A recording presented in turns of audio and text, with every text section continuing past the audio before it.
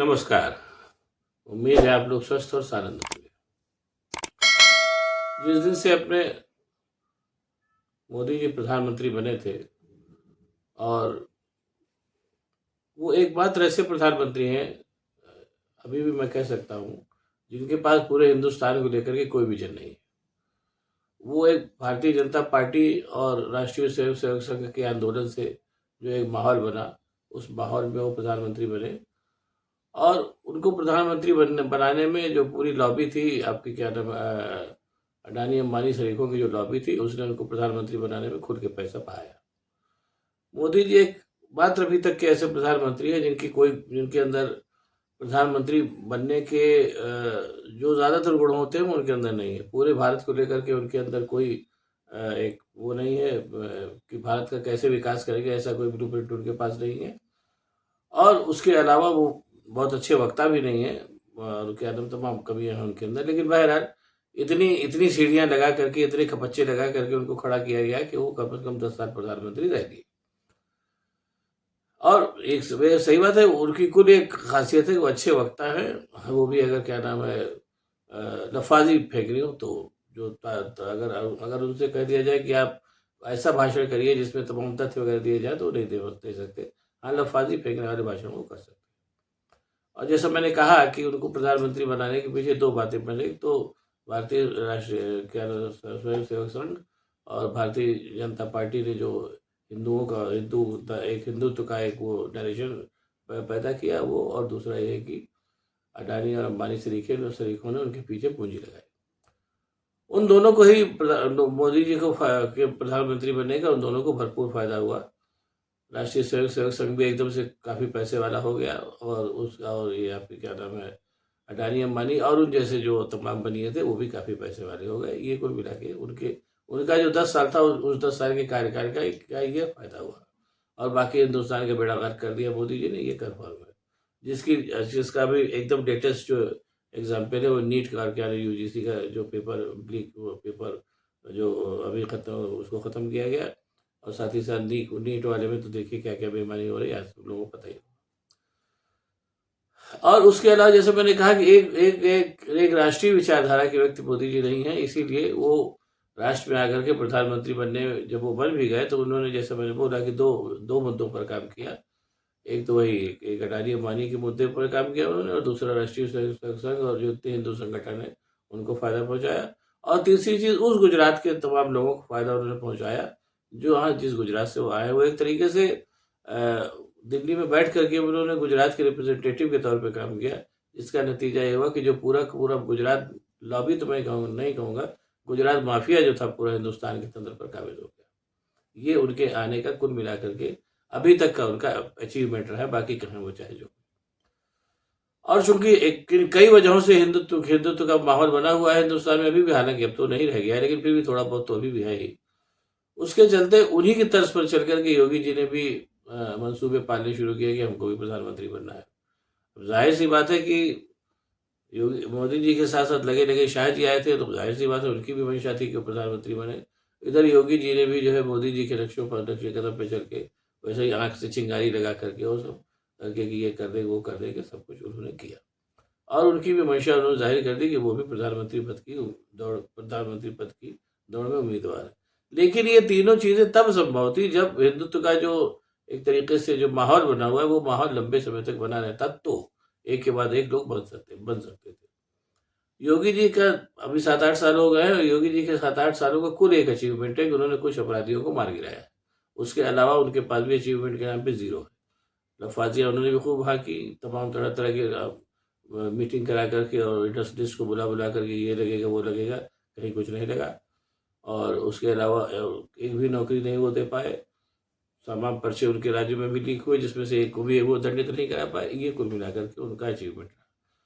वो जो अपराधियों को मारने वाला अचीवमेंट था, उसी अचीवमेंट को वो बताते हैं लोगों को कि उत्तर प्रदेश में सब कुछ बड़ा अच्छा है, जबकि ईमानदारी बात है कि अपराध भी पहले जैसे ही बदस्तूर है और सब सारी बातें उनके। वो कुल मिला के एक असफल मुख्यमंत्री हैं जो बड़बोले हैं।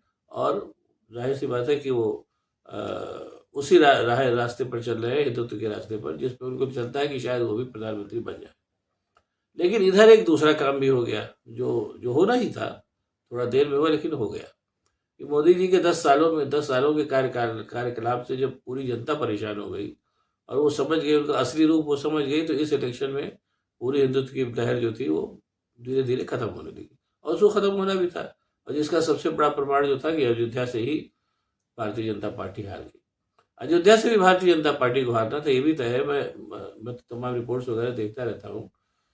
जब भी मैं अयोध्या गया, मैं पिछले 25-30 साल से अयोध्या जा रहा हूँ, मुझे अयोध्या में कहीं कोई तब्दीली नहीं दिखाई देती। वैसे ही कस्बा है, ऊँघता हुआ सा कस्बा है, जहाँ कोई काम ऐसा चीज़ नहीं है सिवाय राम मंदिर बनने के।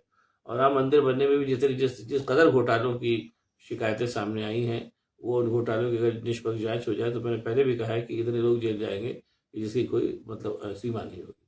बहरहाल ये कुल हुआ। तो वो राम मंदिर के नाम पे उन लोगों ने सोचा कि हम अयोध्या में से अयोध्या से और हिंदुत्व के नाम पे सालों साल तक वोट देते रहेंगे, लेकिन ऐसा हुआ नहीं। अयोध्या मुद्दे ने, राम मंदिर मुद्दे ने भारतीय जनता पार्टी को बहुत फायदा पहुंचाया।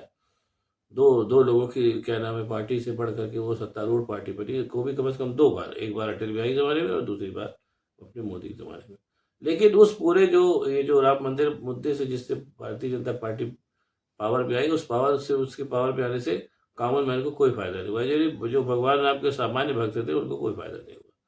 बस कुल मिलाकर के पूरा जो भारतीय जनता पार्टी का कार्यकाल रहा वो अगाध भ्रष्टाचार के लिए जाना जाएगा। कभी न कभी तो जांच होगी और चीजें आएंगे सामने। लोग खुल के आ भी रहे, लेकिन अब चूंकि लोगों ने रवैया बना लिया कि हम उसको एक्सेप्ट ही नहीं करेंगे, इसलिए आज नहीं करेंगे, कल नहीं करेंगे, परसों तो करना ही पड़ेगा। और इधर इससे जनता ने भी फैसला अपना सुना दिया। अब ये जो परिवर्तन आया है, इस परिवर्तन ने योगी जी को साफ साफ बता दिया है कि अब उनके भी प्रधानमंत्री बनने की जो संभावनाएं हैं एकदम नगण्य हो गई। उत्तर प्रदेश के बाहर अलावा उनको कोई जानता नहीं। उत्तर प्रदेश के बाहर जो है हिंदुत्व के चेहरे के तौर पे जाने जाते हैं, जो आग उगलने वाले भाषण देते हैं और हिंदू मुसलमान की बात करते हैं।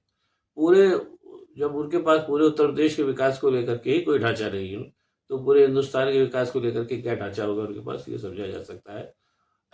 और उसके अलावा जिस चीज के सहारे वो अपने आप को समझ रहे थे कि शायद वो भी प्रधानमंत्री बन जाए, शायद नहीं, उनका तो ये मानना था कि बन ही जाएंगे, वो जमीन भी धरातल जो है उसका खिसक गया है। हिंदुत्व और हिंदुत्व का जो पूरी लहर थी वो अब खत्म होने के नाम पर है। इस वजह से वो लहर इतनी कमजोर हो गई कि अब अपने जब मोदी जी उस लहर पे सवारी नहीं कर पाए, जो कि योगी से बड़े लफाज और झूठ बोलने वाले हैं, तो योगी कहाँ तक टिकेंगे, ये बात समझ में आती है। मुझे लगता है कि योगी जी भी अब मुख्यमंत्री बने रहे, ये बहुत बड़ी बात है। और हाँ, एक बात और मैं कह के बात खत्म करूंगा कि अगर योगी जी अपने राष्ट्रीय स्वयंसेवक संघ के सहारे खड़े हैं, तो वो भी इस चीज़ को भूल जाए। संघ भी अब किसी काम का नहीं रह गया है। वो कुल मिला के एक बहुत बड़ा संगठन है, जो बड़बोला भर है और ऐसी बातें करता रहता है जिसका कोई अर्थ नहीं है। और वो जो नरेंद्र मोदी के 10 साल के कार्यकलापों में पैसा पा करके पैसे कौड़ी में खेलने वाला, वो भी और अकंठ भ्रष्टाचार में लिपटा हुआ एक संगठन मात्र है, जो अभी भी ये बताता है कि वो बहुत बड़ा संगठन है और लोगों के भले के लिए काम कर रहा है, देश हित के काम के लिए काम कर रहा है। ईमानदारी की बात है कि संघ के बारे में बस वही एक तरीके से उसकी ये मान के चलिए कि उसके लिए एक सूचक घटना है। जब राम माधव जो थे कश्मीर जा करके उन्होंने कश्मीर के तत्कालीन मुख्य गवर्नर मलिक साहब से किसी कंपनी की दलाली के लिए उनको भी 300 करोड़ रुपए देने की पेशकश की थी। ये मान के चलिए संघ की भी अब कुल यही कहानी रह गई है कि उसके स्वयंसेवक संघ के जो मतलब प्रचारक है, वो भी अखंड भ्रष्टाचार में डूब गए और जिंदगी के मजा ले रहे हैं। अब ये मान के चलिए कि हिंदुत्व, भारतीय जनता पार्टी और राष्ट्रीय स्वयंसेवक संघ इसको जितना लेना था ले चुका। 3-4 साल में जो कुछ बचा है वो भी ले लेगा। उसके बाद लंबे समय तक इन तीनों ही क्या नाम है चीज़ों के लिए अब भारत की वर्ष की जनता के लिए मन में कोई वो नहीं बचा है। ऐसे में ये मानना कि योगी जी प्रधानमंत्री बन जाएंगे, ये मान के चलिए ये अब एक ऐसा सपना है जो योगी जी देखें, ये सपना पूरा होता तो नहीं नज़र आ रहा है। अब आपको अगर ये मेरा वीडियो पसंद आए तो उसको शेयर करिए, लाइक करिए, साथ ही साथ मेरे चैनल को सब्सक्राइब करिए, ताकि मैं और भी ऐसी बातें आपको बताता रह सकूँ। बहुत बहुत धन्यवाद। नमस्कार।